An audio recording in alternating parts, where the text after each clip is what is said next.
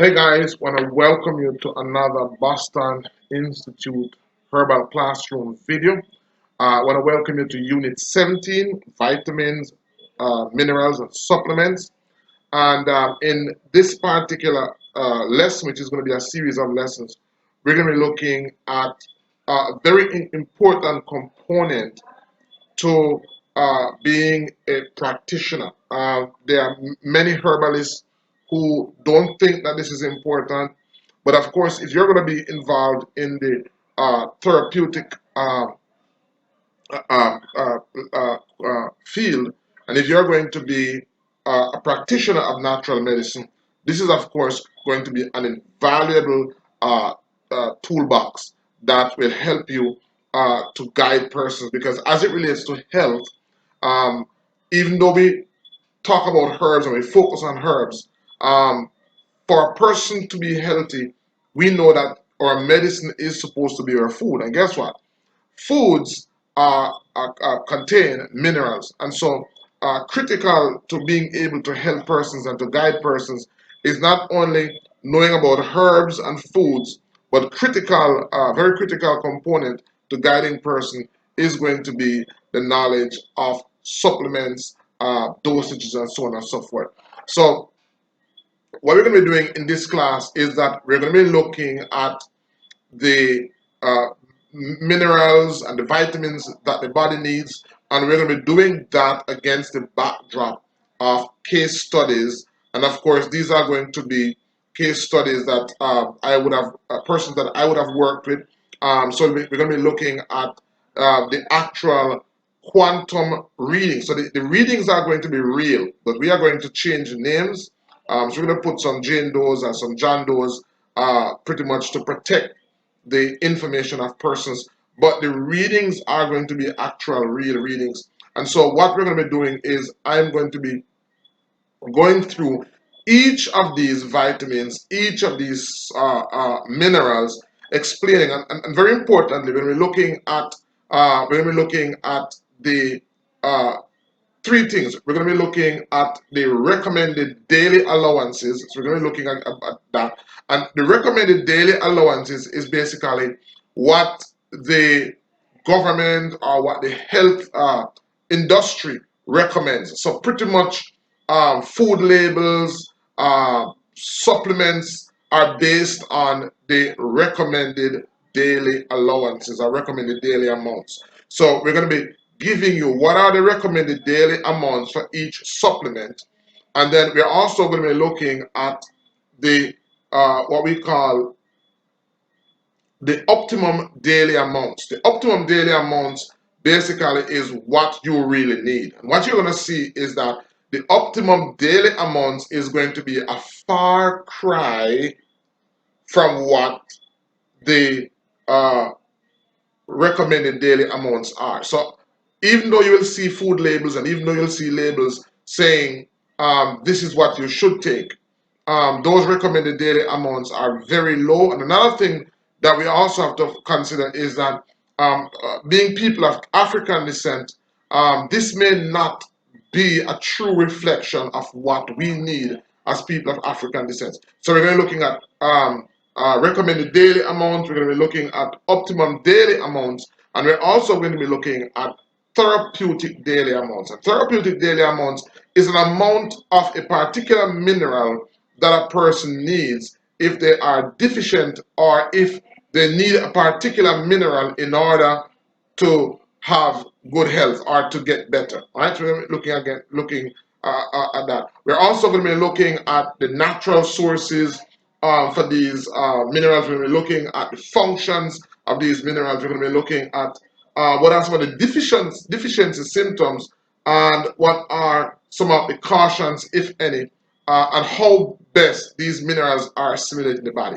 All right, so we're going to go right now onto our quantum analyzer report, and we're going to start from there. All right. All right, guys. So here we are. We're actually looking at the actual reading of one of our clients. So we were using this person's actual reading as the basis for the lesson. She's only one of the persons. So we've actually changed the name to Jane Doe. She's 53 years old, and this testing was done on the 5th of June 2022, as you can see right here. And so this is what a report looks like pretty much. And so we're going to be going through, we're not going to be going through, we're going to be looking at basically vitamins. That is what we're going to be looking at in this particular units. And so, you know, vitamins are extremely important. Without vitamins, a person would quickly die. They are crucial to all life functions. Vitamins are actually are also called coenzymes because they work with enzymes and enable them to trigger all body processes. And so vitamins are very important. There are at least 18 minerals that are essential in nutrition to the human body, and they are divided into major minerals and minor minerals. We're going to be looking at that. Our bodies uh, daily need more than 100 milligram of major minerals and less than 100 milligram of minor minerals. The major minerals are calcium, there's phosphorus, there's potassium, sodium, chloride, magnesium, and sulfur.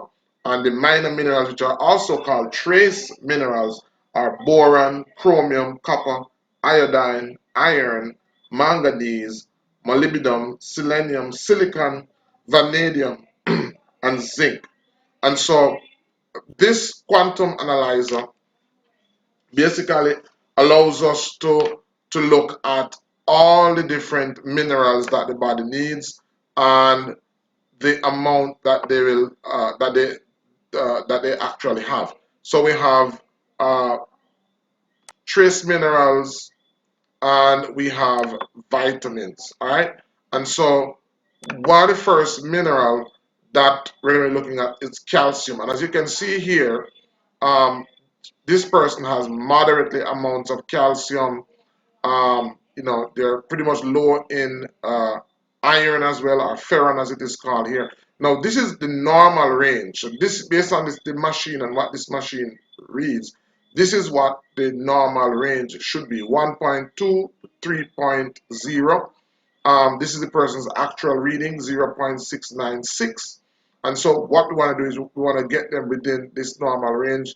Their iron level is also below what it should be. And so let me just go up to bone. Basically, let me just go to digestion first. And I could, not, the stomach, let's go to the stomach. And I could tell you that this person has um, small intestine peristalsis function issues, which means that they're having reduced bowel movement. So this person has reduced bowel movement. They don't have enough pepsin, which helps them to digest protein. So they're having some amount of malabsorption. So you want to look here, small intestine absorption function. Once you see a double plus here and a double plus here, uh, sorry, here, double plus here, a double plus here, or a moderately abnormal reading, then this person is going to have absorption issues. And because they're having absorption issues, one of the effects of that is that they're going to have problems absorbing the macronutrients or the major nutrients. And one of those major nutrients is calcium. So once you see this reading here, along with the gastric absorption. So this is the gastric absorption in the upper intestine, gastric absorption in the lower intestine. Once you're seeing these or any one of these or any two of these with a moderately abnormal reading, what it means is that once you look at minerals, then this person is going to be lacking in calcium. All right, so there we have it. So this person basically is lacking in calcium. And so the recommended daily amounts for calcium and the optimum daily amounts is about 2,000 milligrams. And the therapeutic daily amount is 5,000 milligrams. And so if a person has serious calcium issues, they're going to need about 500 milligrams of calcium in order to resolve that issue. Especially during pregnancy or lactation, when a mother would need more calcium for bone development, they're going to need about 1200 milligrams uh, to up to 1400 milligrams. And calcium supplements are generally well tolerated at doses less than 2000 milligrams. Higher dosages may increase the risk of kidney stones and soft tissue calcification. And that calcification, we see a lot of that with persons who have heel spur, or they may have cervical calcification, which can or may result in pinched nerves. So if they're having that, then there are herbs that I'll share with you that you can use to remove the calcification and make the pain disappear. Some of the best sources of calcium um, is, of course, raw vegetables. They will tell you milk, and it is a good source of calcium, but of course, it's going to increase the amount of mucus in your body. So, most raw vegetables, especially green vegetables, dark green leafy vegetables, sesame seeds are an excellent source since they have such a good calcium phosphorus ratio. Brewer's yeast. Other sources include oats, almonds, navy beans, walnuts, millet, sunflower seeds. Another good calcium source um, is, of course, moringa. I really recommend moringa as a good calcium source. And one reason I recommend moringa also is because it contains a relatively a good amount of phosphorus. All right. If a person is going to take a supplement, then I really recommend calcium citrate, which is easily absorbed in the body. You want a calcium that is easy to be metabolized and can be used if you have low stomach acid levels. So if you have low stomach acid levels, then calcium citrate is very good, and it is generally the best form to take, but many products contain lower amounts of elemental calcium, and a good product should contain about 21% of calcium by weight. Calcium carbonate is another source of calcium, and it contains about 40% of calcium, but it is not easily absorbed because it comes from, um, you know, inorganic sources. So refined forms are produced in a laboratory, and they are unrefined forms. Um, and these are derived from limestones or oyster shells. So what they do pretty much is get these limestones or oyster shells, and they crush them, and they use that to make calcium supplement. So the best calcium is to get your dark green leafy vegetables. If it is that for whatever reasons you're not able to do that, then you can supplement with with good supplements. And if you're supplementing with good supplements, then you want to look for calcium citrate because it's easily absorbed by the body. All right, and so um, if you contain calcium gluconate, um, and that sometimes contain about like 9% calcium, it causes diarrhea and may actually cause persons to become nauseated. Calcium lactate is another form of calcium, and it contains about 13% calcium along with lactic acid from milk. It is more acidic than some of the other supplements, and so that's not something that I would recommend. Do not take calcium phosphorus tablets or powder or other forms um, of calcium phosphorus products, which is calcium and magnesium from dalmitic rock and bone meal. What they do is that they ground up the animal bones, and again, these animals are fed uh, all types of uh, chemicals, and that ends up being in the bone. And sometimes what they do is they'll tell you it's organic, they crush it, and they basically give you that as calcium. But calcium citrate is probably the best for the lowest lead level, and it is absorbed the best in the body.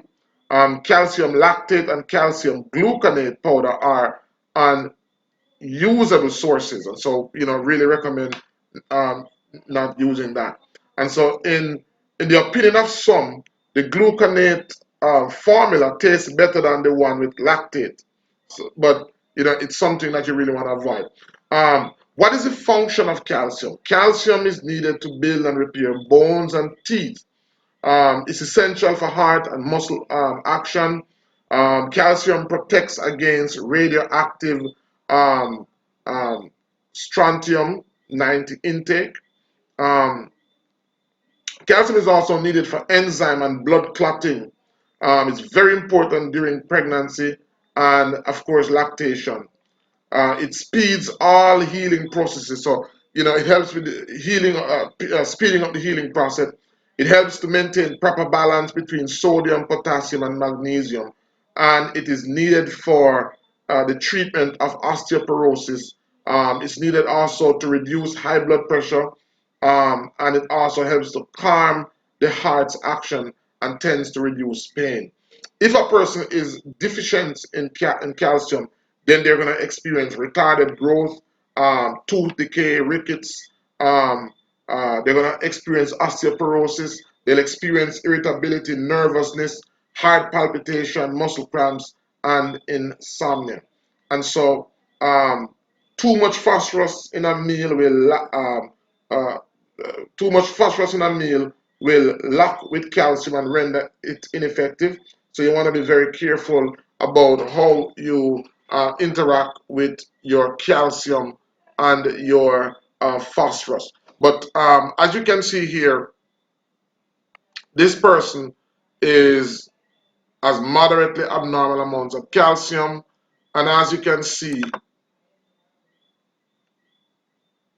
this person has also calcium loss, because what happens is that once um, you're having malabsorption and you're not getting the amount of calcium that you need, what the body is actually going to do, the body is actually going to find that calcium wherever it is stored in the body. And calcium is pretty much stored in the bones and the teeth.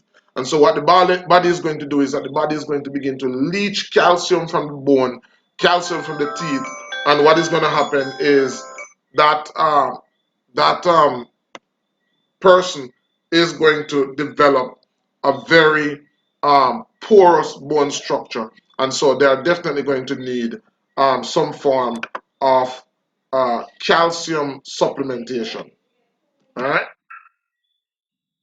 you're going to need some form of calcium supplementation. All right, guys. So the second major mineral that we're going to be looking at is, of course, phosphorus. And phosphorus is a very interesting mineral. Um, you'll see why in a bit. So the recommended daily amount or the recommended daily allowance for phosphorus is about 800 milligrams. That is for adults. Children and women during peak pregnancy or lactation may need about 1,000 to 1,400 milligram. Of course, that is because in the case of children, they need that to help with bone development. And of course, for pregnant women, they need that also for bone development because of the critical stage that they are in. As you can see here, Jane Doe amount is normal. She has 1.22, which is between the 1.195 and the 2.35 normal range. All right, so but everyone gets enough. So as it relates to optimum daily amounts, there are no optimum daily amounts and there are no therapeutic daily amounts because nearly everybody gets the recommended amount of phosphorus that they need. And so it is practically impossible to have a phosphorus deficiency. Although phosphorus is vitally needed, you always get enough. Secondarily, too much of it at a given meal locks with calcium because remember, it works with calcium for development, rendering it ineffective. So you don't want to get too much phosphorus in your diet. Too much phosphorus also causes other difficulties, and so you want to avoid supplemental phosphorus whenever possible because, as I said, that it's hardly possible not to have enough phosphorus. Um, Natural sources of phosphorus includes whole grains, corn, seeds, nuts, legumes, dried fruits, dietary products, egg yolks, meat, fish. You can pretty much get it once you're eating a pretty balanced meal. The function of phosphorus includes working with calcium, but only when in the proper balance. They work together to build bones and teeth, and they're also needed in maintaining an acid alkali balance in the blood. It is needed for nerve function and carbohydrate metabolism. And if it is that you're having calcium deficiency for whatever reason, even though it's difficult to have it, um, some practical symptoms would have been poor mineralization of bones, retarded growth, inadequate nerve and brain function, and then overall weaknesses. In order for phosphorus to be assimilated in the body, there has to be the presence of vitamin B6, calcium, iron, manganese, and of course sodium. And so this, of course, is a very critical uh, uh, vitamin. Most times we recommend taking a supplement that has calcium, magnesium, and vitamin D in it because those three ingredients are necessary and are important for the absorption of phosphorus. And so, what you want to do is, of course, you want to take supplements as close to how it is found in nature.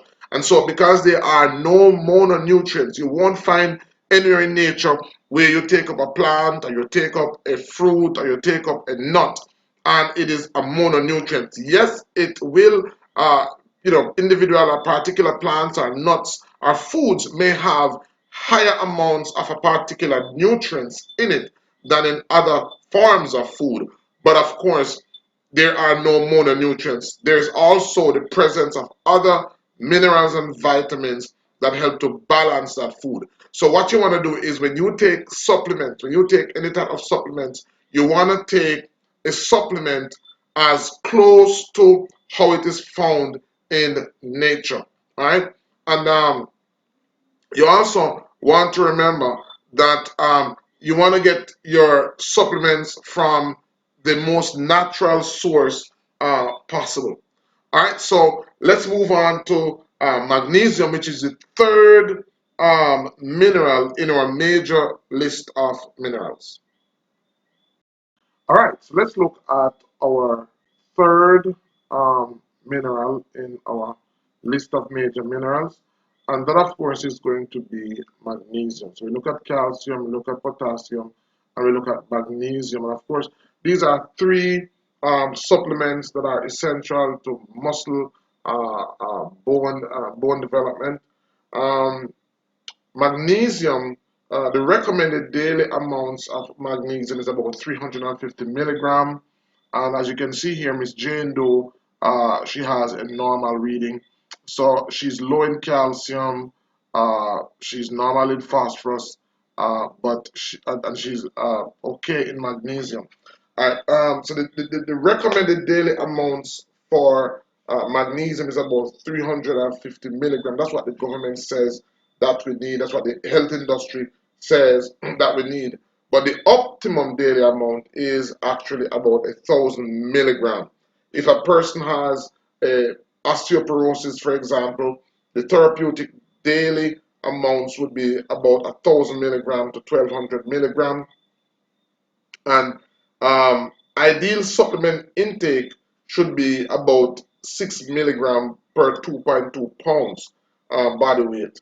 So person should daily obtain about 420 milligram for a specific problem if that person is about between 154 pounds.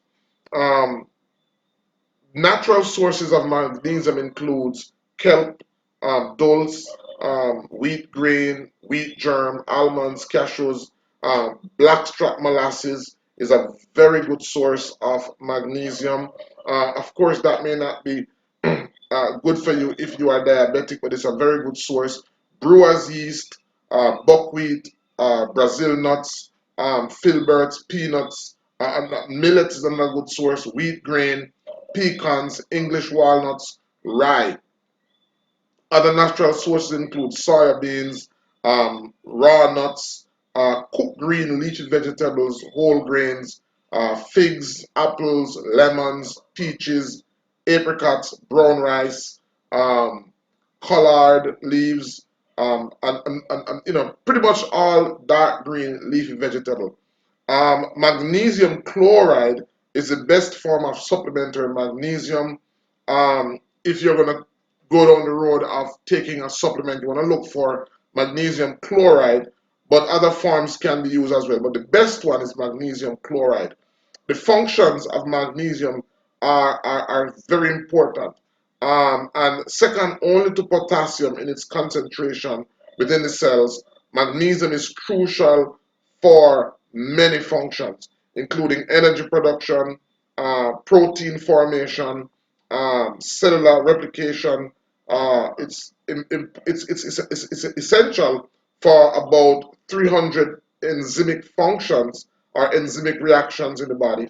Magnesium operates as a catalyst in many functions involving energy, including production of the very crucial ATP. It's also essential in the utilization of vitamin B and vitamin E. It's essential in the usage of calcium in the body, as we said before. It's also essential in the body's metabolization of fats and other minerals. It's essential for the heart muscle tone. It's essential for bones. It helps to regulate the acid alkaline body balance in the body.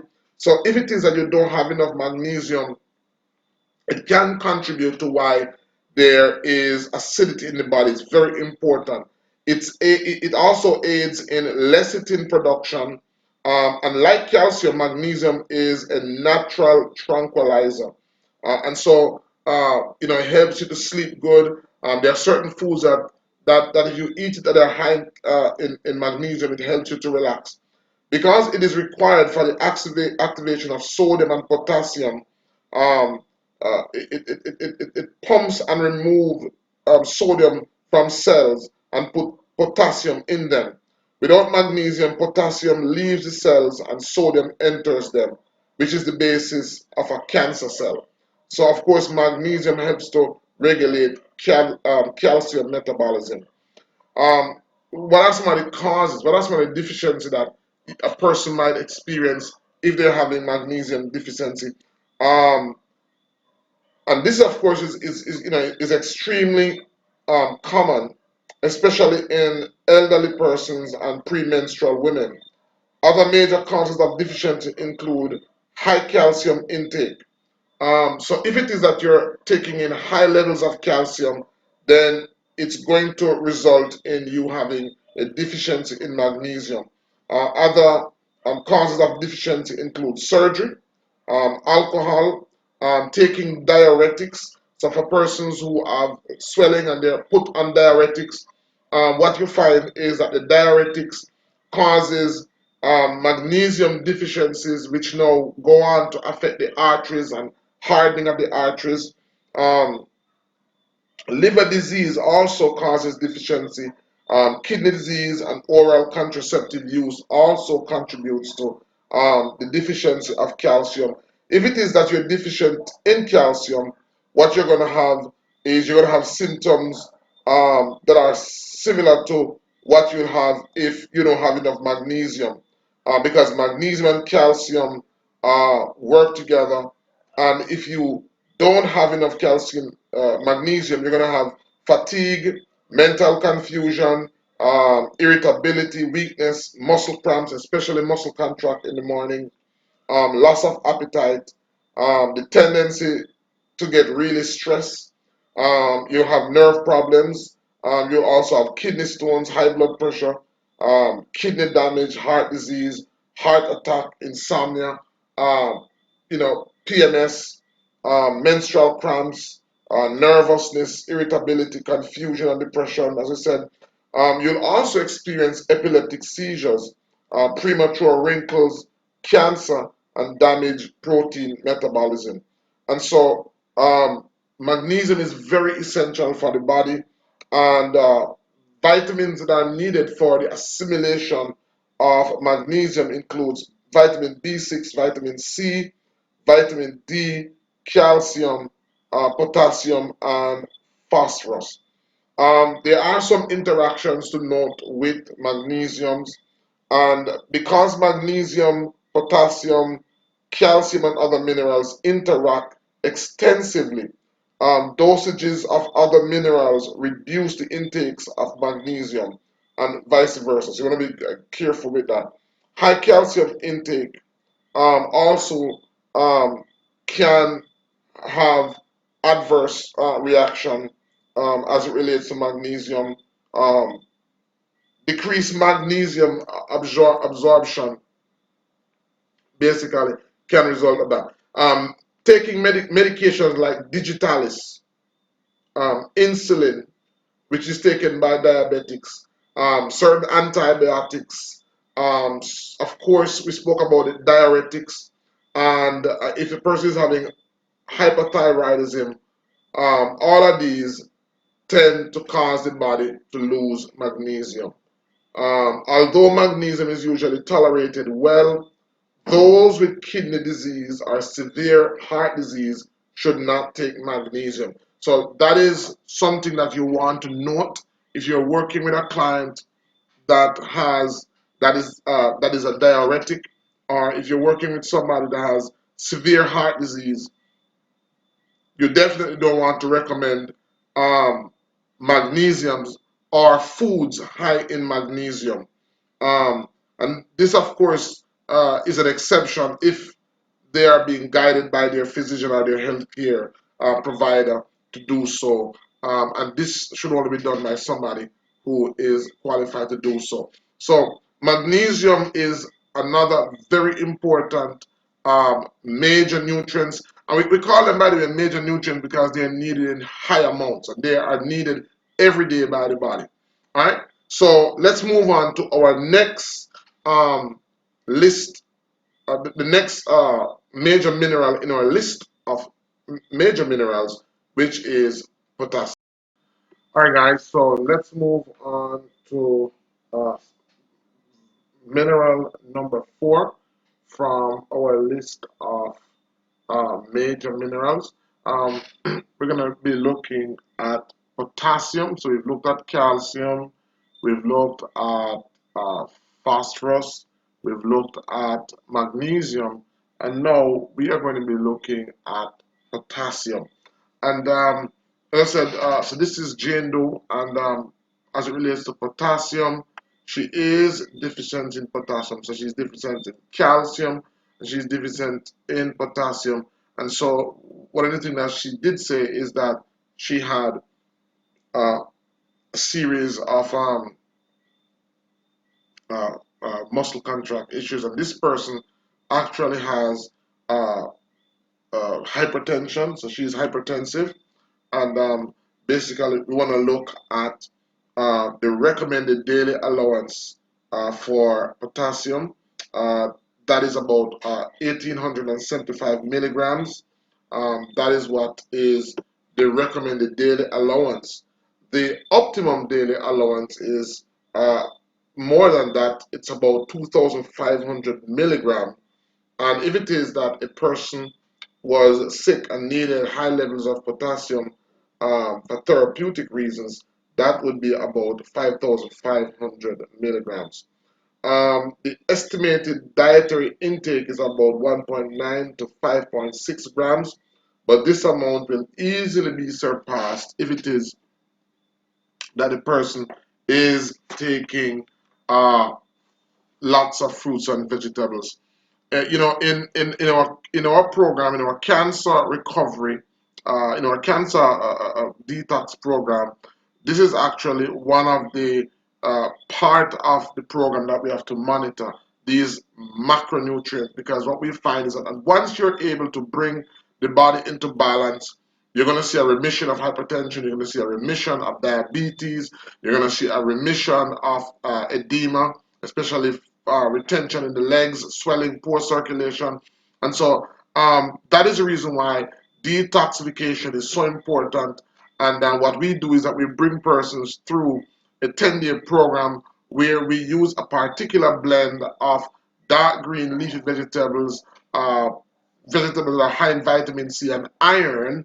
So we use these macronutrients to bring about balance and to bring about stability in the body, ensuring that we're using a number of herbs to detoxify organs like the kidney, organs like the colon, organs like the lungs.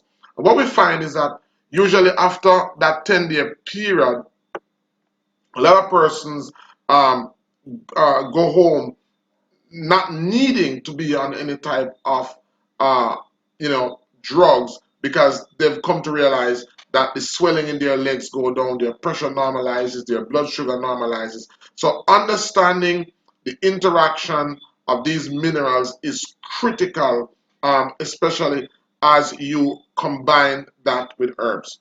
All right, so these three electrolytes, potassium, sodium, and chloride, are very important. Electrolytes are minerals which, when dissolved in water, conduct electricity. And as you know, we are electric being. And so when there is an imbalance, it means that there is we become poor conductors of electricity. We become poor conductors of the life force. Electricity is life force. Some call it energy, but it's actually energy, your inner life force.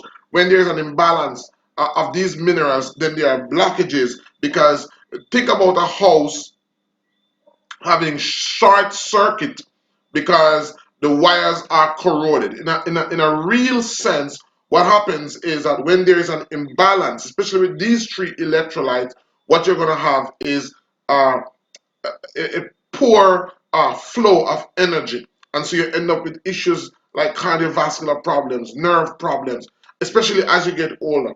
And so it is easy. So the three are very closely related. They always operate in pairs. A positively charged molecule, sodium or potassium, with a negatively charged one, which is chloride or chlorine, are important. Potassium is the key. It is the most important of these three minerals. Natural sources of protein includes all vegetables, especially dark green leafy vegetables. Thick white potato peelings are rich in it as well. Bananas are an excellent source of potassium as well. The function, potassium has a very critical function in the body. There is more potassium in the body cells than any other mineral, and you have a great need for large amounts of potassium. Potassium helps maintain proper acid alkaline balance in the body's tissues. Remember, I can't emphasize and overemphasize it enough. One of the reasons why we experience these levels of success we experience in our practice is because it is critical to understand and know how to establish uh, that potassium, uh, magnesium, and sodium balance in the body. Once we've seen from our experience, once we bring somebody through our detox program, pretty much what we do is that we introduce them to a particular blend of vegetables 2 times per day, 11 o'clock and 3 o'clock. And then we remove all of those processed foods. We add those very important minerals that clean the kidney, that clean the colon, that cleans um, the blood vessels. And what we begin to find is that once you give the body these raw material, the body begins to heal itself. All right, so potassium also helps maintain proper acid alkaline balance in the body. And so once your body is acidic, then it means that there's an improper presence of these three minerals. So it prevents over acidity. It is essential for muscle contraction. It promotes hormone secretion. Potassium also helps with kidney detoxification of the blood. If there's not enough potassium in the body, then the blood is not going to be able to detoxify itself. You're going to have toxemia, which is the term used to describe the amount of toxin building up in the blood. So toxemia is actually a buildup of toxins in the blood. Its vital functions include also acting as an electrolyte in converting blood sugar into glucogen and storing blood sugar in the muscles and liver. For example, muscle energy comes from burning glucogen, but without enough potassium, there is not enough glucogen, and extreme fatigue and muscle weakness results from that. And so, if it is that you're having issues with the right amount of potassium, in other words, the deficiency includes, um, uh, you know, and as we said, lack of potassium causes sodium accumulation in the body. Did you know that a lot of persons who have high blood pressure um, can sometimes manage or reverse that high blood pressure by just including potassium, because potassium is literally the opposite of sodium. If you don't have enough, so sodium allows the body to hold on to fluid. Potassium is a diuretic; it helps the body to get rid of fluid. A lot of persons who are hypertensive, all they need to do is to increase their potassium. All right. So if it is that there's a lack of potassium in the body, it causes sodium accumulation in the body that results in edema, high blood pressure, and heart failure. The heart muscles can be damaged. It also results in constipation, extreme fatigue, or muscle clog. And so one of the things that we see when we bring persons through our detox program is mental clarity. The mental fog is gone. It also deficiency may also include muscular weakness, low blood sugar, and nervous disorders, nerve issues. Um, Very importantly, potassium works closely with magnesium and in many body functions. There, so that's important to note. Areas of concern include potassium and sodium must be kept in proper balance at all times, or serious problems can develop. Too much sodium in the diet disrupts potassium, sodium balance in the body. Low potassium and high sodium diet helps produce cancer. Right? So if it is that you have a low potassium and high sodium diet, it helps to produce cancer, because what happens now is that the cells becomes all that debris, all of that toxin, the cell, because when the cell holds on to fluid, the cell is not just holding on to pure fluid, the cell is holding on to fluid that has stuff dissolved in it. So once you have that situation, then you're going to have a body that is a candidate for cancer. And so a high potassium diet protects against those diseases. So you can easily take too much sodium, but you cannot take in too much potassium. Right? And so restricting salt intake does not lower blood pressure until potassium intake is greatly improved. So there are a lot of persons out there who are hypertensive, and they may go around saying, oh, I need to reduce my sodium intake. Yeah, that's good. But just reducing your sodium intake is not going to help you much. And it's not going to help your hypertensive condition much unless you reduce your sodium and increase your potassium to maintain that balance. And so that is so important. That's why knowledge is so important. All right, so that's very important. High dosages of potassium salts can cause nausea, vomiting, diarrhea, and ulcers.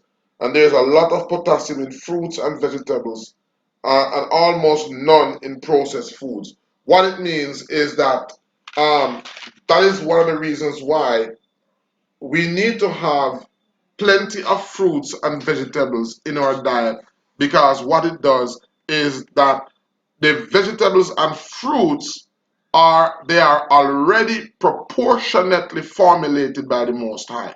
It's very important for us to understand that. They are already, you don't have to run tests and to test this. No, they are already proportionately formulated to bring about that balance. And of course, there are exceptions, because there are some fruits that are high in certain minerals. But for the most part, once you have gone through a detoxification project program, or once you would have guided your clients through a proper detoxification program, then all they need to do to maintain now is eating sufficient amounts of fruits and vegetables to maintain that balance in their body. All right, let's move on now to sodium. And sodium is basically our fifth mineral in our list of major minerals.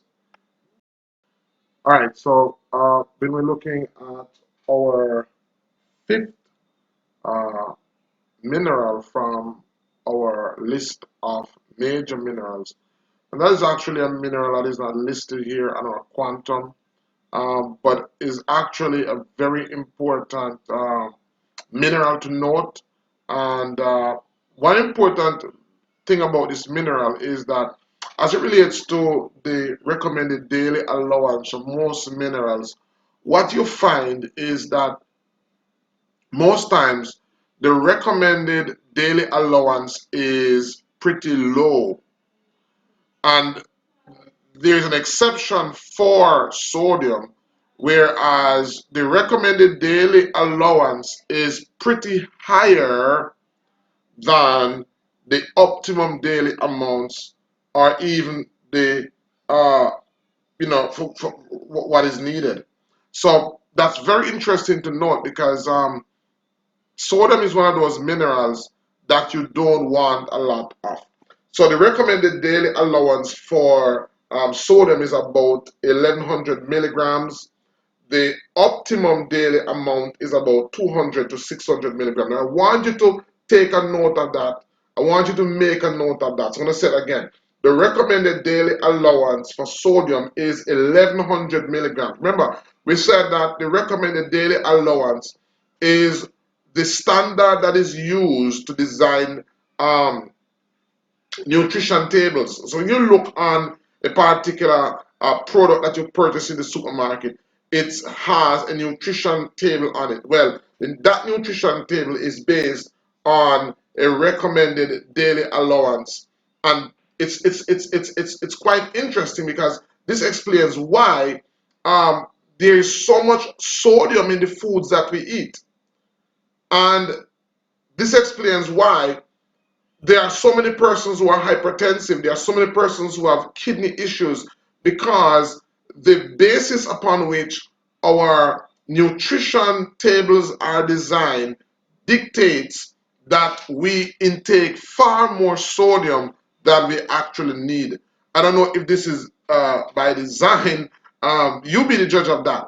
But it's ironic that in all other minerals, the recommended daily allowance is far lower than the optimum daily allowance, except in the case of sodium, where the recommended daily allowance is much higher than the optimum daily amount.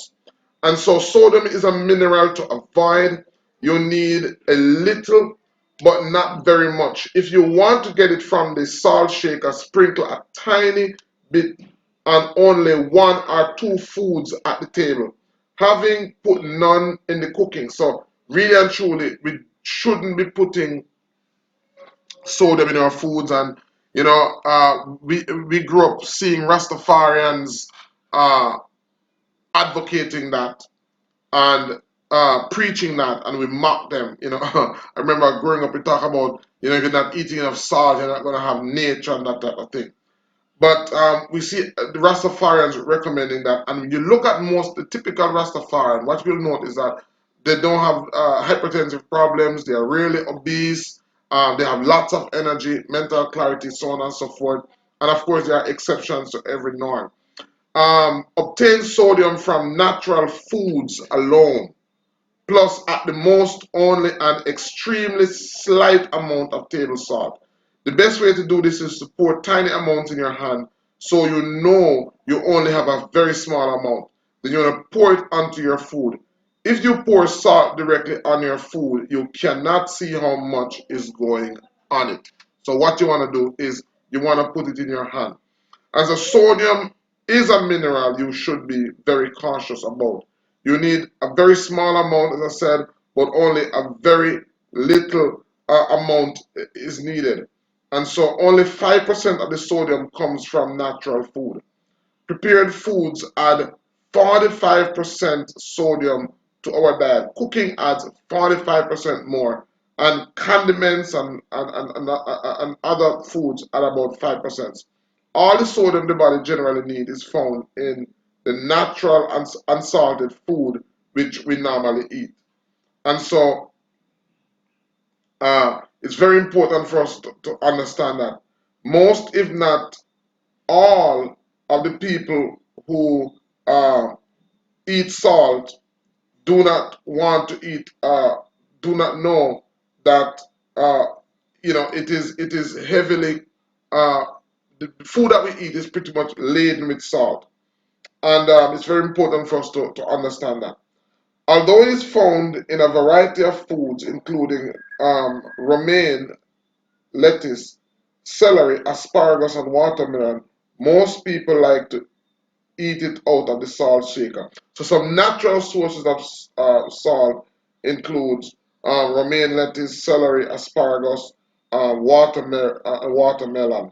Um, sodium works uh, by working closely with potassium and chlorine in a number of important functions. So we look at the function of sodium. They maintain proper electrolyte balance. Um, and as I said, they are electrically charged ions which carry nerve impulse. They also control and maintain osmotic pressure in the body and osmotic pressures in the cells. This enables the blood to carry nutrients through the body. They also keep the amount of body fluid at the proper level. Sodium is an important constituent of stomach acid. And so, based on what I just said a while ago, as I said before, that is the reason why for persons who have certain conditions, and especially elderly persons, I strongly recommend um, beginning to work with these persons by bringing them through a detoxification process where you detoxify the body using a particular blend of uh, vegetables that gets rid of the excess fluid in the body.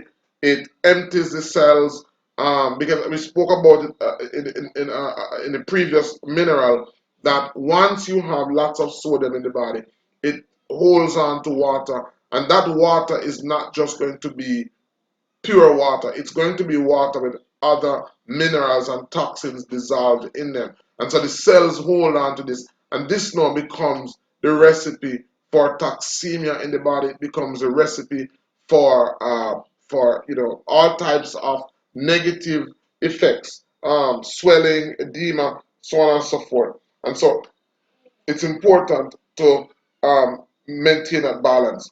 The deficiency of sodium includes, and this is pretty rare. It is rare for persons to have a sodium deficiency, but it may be caused by excessive sweating, chronic diarrhea, or overuse of diuretics. So the symptoms include muscular weakness, heat exhaustion, mental apathy, nausea, or respiratory failure can result. Excessive symptoms include too much excessive sodium in the diet can result in um, too much sodium in the diet is far more common and is shown in water retention, edema, as we talk about, swelling in the legs, high blood pressure, stomach ulcers or cancers, hardening of the arteries, and heart disease. Um, in order for sodium to be assimilated in the body, there has to be the presence of vitamin D, calcium, potassium, and of course, sulfur. And as I said, that in this quantum, sodium is not listed. As I said, that understanding the unique relation between sodium, potassium, and chlorine is very important. As I said, we are electrical beings. And when there is too much sodium in the body, it causes corrosion. Look at what happens if you have an electrical wire and you expose that to sodium, what happens? Corrosion builds. And once corrosion builds, it it reduces or it prevents the flow of electricity, the flow of life. And so what happens is that when there's too much sodium in the body, it prevents the flow of life-giving energy through the body. And so, as we said in the previous lesson, the opposite of sodium is potassium. So as we lower our sodium intake, we almost have to at the same time increase the potassium intake to ensure that there's a balance between the potassium, the sodium, and the chlorine, which allows the body to function at its optimum. All right. So let's move on to our sixth mineral in our list of major minerals, and that is going to be. All right, guys. Let's take a quick look at our sixth mineral from our major minerals list. And that, of course, is going to be chlorine. And chlorine is another interesting mineral because you don't need a lot of it. The recommended daily allowance for chlorine is about 1700 milligram. The optimum daily allowance is about 2500 milligram. And the therapeutic daily allowance is about 500 to 2500 milligram.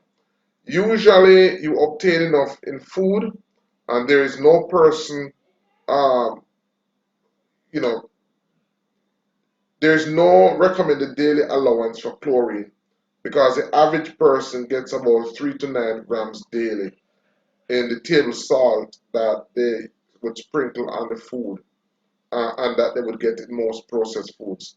Natural sources of chlorine include kelp dulse, rye, flour, ripe olives, tomatoes, cabbage, kale, celery, turnips, cucumbers. It's also found in asparagus, oats, pineapple, and avocado. Chlorine mainly occurs in compound form with sodium and potassium, and its function includes helping to distribute throughout the body in the form of chloride. It is needed along with sodium for the production of hydrochloric acid, which is stomach acid that aids in digestion. Without hydrochloric acid, minerals cannot be properly absorbed and proteins cannot be digested. Chlorine is also involved in fluid and electrolyte balance and liver function. It also helps regulate the balance of acid and alkalinity in the body and maintains pressure that causes fluids to pass in and out of cell membranes until the concentration of dissolved particles is equalized on both sides. Chlorine also stimulates the liver to function as a filter for waste and helps clean toxic waste products out of the system. It also helps keeps joints and tendons in youthful shape and aids in distributing hormones. Chlorine is used to treat diarrhea and vomiting.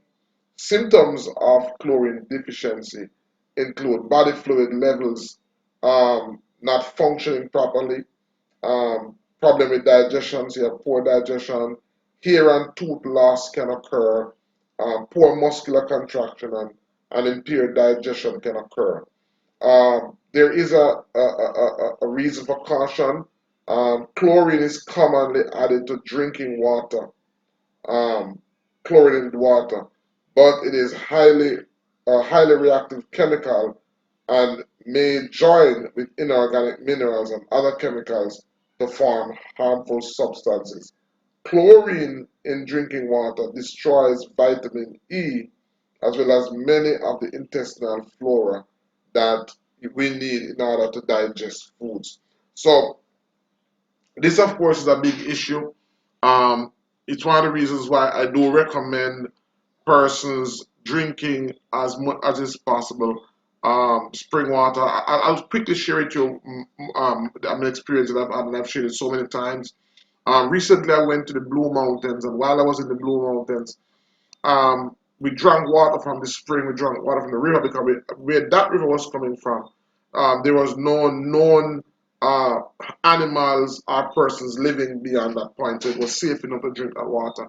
And I can recall going to bed and remembering that I drank water late in the night and didn't have to get up during the night to make trips to the bathroom. And when I got up in the morning, it was the first thing that I observed. So I shared that observation with other persons that were camping with us. And funny enough, they also recounted that they had a similar experience. They did this the next night. We had the same experience. And what I found is that when we drink water, natural water, I find that the body holds on to it longer. I find that you thirst less, and I find that you make less trip to the bathroom. And so um, that's stuck in my mind. And what I found is that when I drink bottled water, and there is a brand, there's one brand I can say the brand Lifespan, Lifespan drinking water. It is the only brand um, and, that I found that when I drink it, it typically functions just like as if I was drinking spring water. So they claim that it is spring water, and I found that the reaction is very similar to when I drink spring water. What I find is that when you drink bottled water, especially the bottled waters where they add additive, and chlorine is one of those additives, I find that if you drink it late, you make regular trips to the bathroom. I find that when you drink those bottled water, those what they call treated water, um, what you find is that you're thirsty more often because your body don't hold on to that water. You use the bathroom more. So I've made a deliberate effort to stop drinking um, all forms of water except the water that I catch from the spring or and of course lifespan water. And so I can attest to the fact that when chlorine is added to the water in an effort to purify it, it can have a devastating effect on the body. And so it also contributes to that electrolysis imbalance in the body. So it's important. So again, these are points that we need to share because a lot of persons take these things for granted. A lot of persons don't realize that many times the ill health that they have is a result of harmful substances that we have introduced in the body. All right, so let's move on to our next mineral. All right, so let's take a look on our seventh mineral from the list of major minerals. And we're going to be looking at iron or ferrum as it is listed here. And what we're seeing is Jane Doe is moderately abnormal. So, from the fact that she's low in calcium, low in iron, we know that uh, she's going to have some issues with circulation. And so, iron is another critical mineral in the body. The recommended daily allowance is about 10 milligram for men and about 18 milligram for women.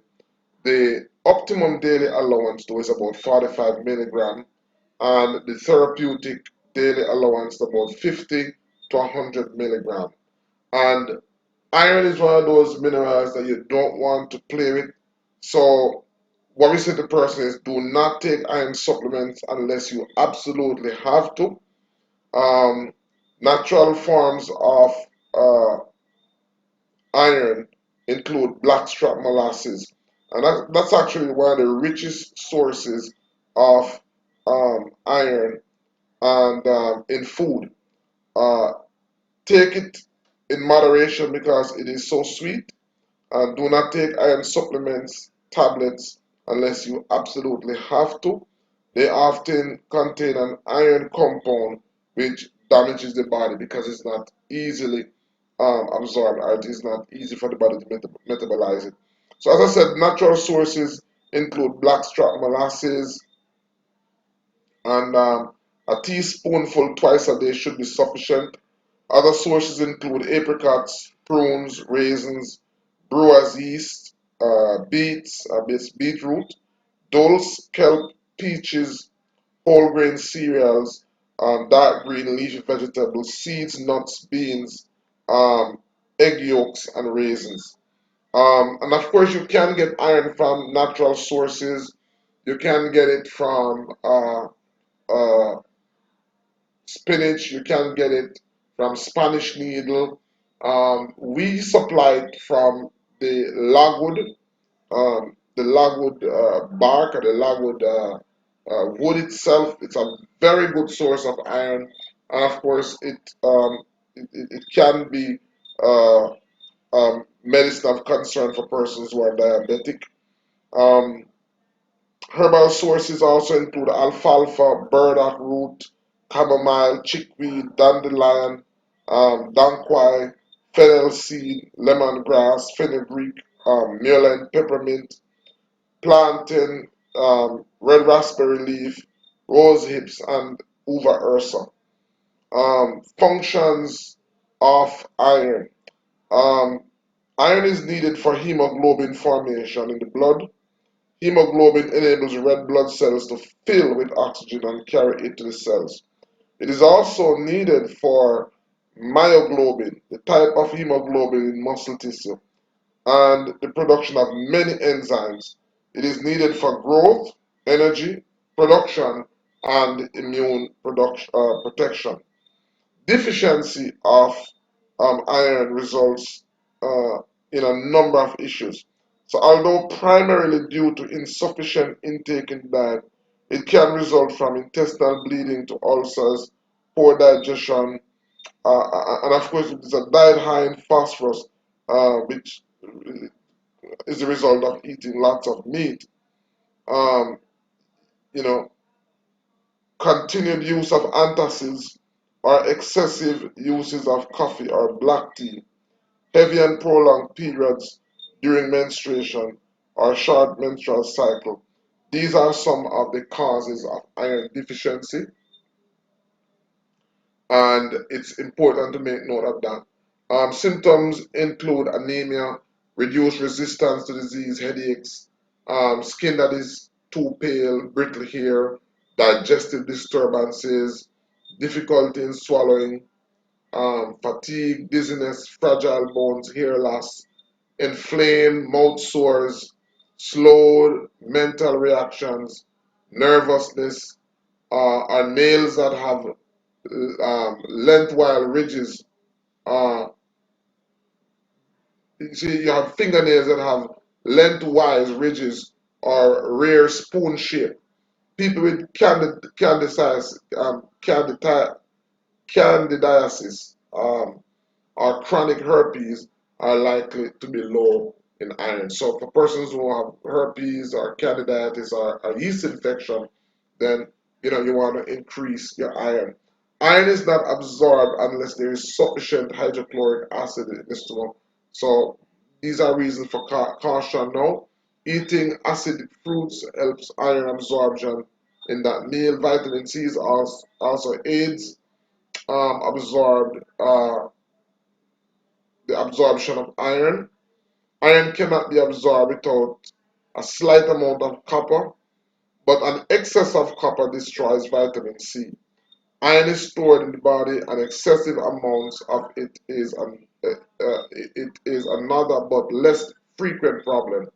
Too much iron in the tissue results in too many free radicals, increasing the need for vitamin E, and ultimately to a bronze skin color. So do not confuse that with, normal, harmless, slightly yellowing of the skin, which may occur when carrot juice is taken. Do not take iron supplements during an infection. Doing so can increase bacterial growth. So you don't want to take iron. And overall, do not take iron supplements unless absolutely necessary. And definitely do not take iron during pregnancy. Avoid multivitamin mineral supplements which contain iron. Never take ferrous sulfate. That's a type of iron that is recommended in many supplements. Instead of choosing organic, choose organic forms, which is like ferrous gluconate or ferrous fumarate. The safer way is to take a daily spoonful of blackstrap molasses. And I don't know if you noticed, but if you recently, if you're with a company, I remember being in companies like major network marketing company, and they would actually have a iron-free form of a multivitamin because it causes constipation, and one of the leading uh, supplement poison in the world is actually an overdose of iron, iron poisoning. So it is something that you want to be aware of. And of course, taking too much iron can lead to constipation. I remember having this client that couldn't go to the bathroom, and of course, that person was actually taking a supplement that had iron in it. And once they resorted to the iron free version, the constipation just went. All right, so let's move on to our last mineral in our list of major minerals, and that of course is going to be sulfur.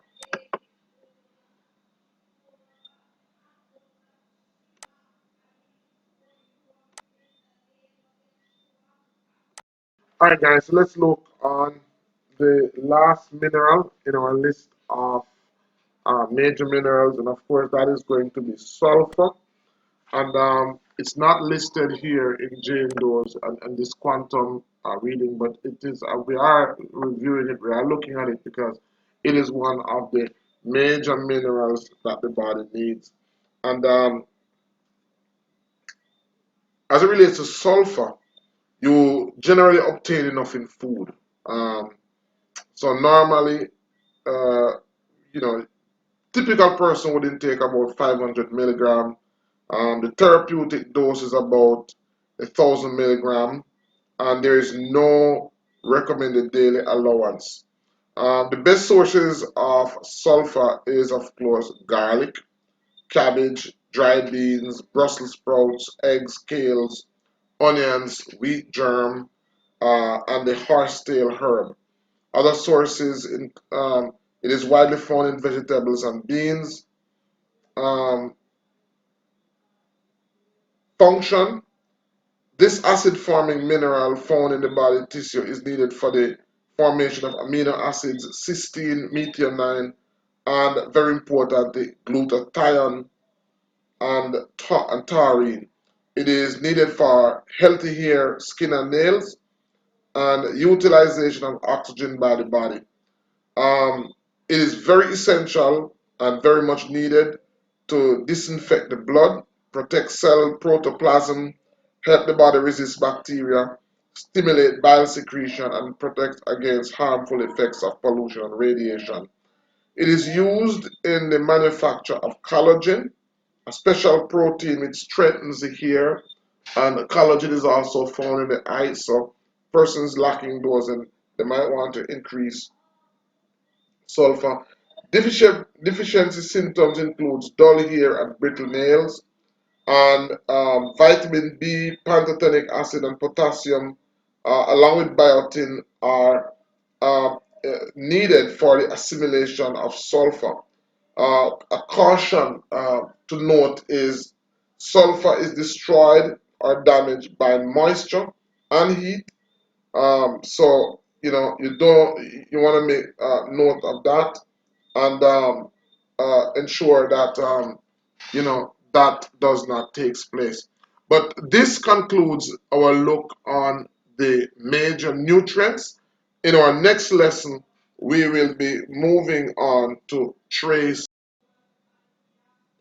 All right, guys, so that concludes our look on major minerals.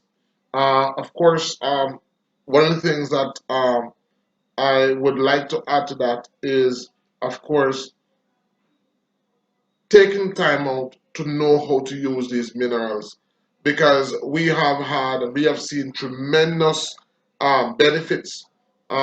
This knowledge, this body of knowledge, will actually help you in properly guiding your clients. It will it will aid the usage of some of the herbs that you're going to use. Because remember, your medicine is really supposed to be your food.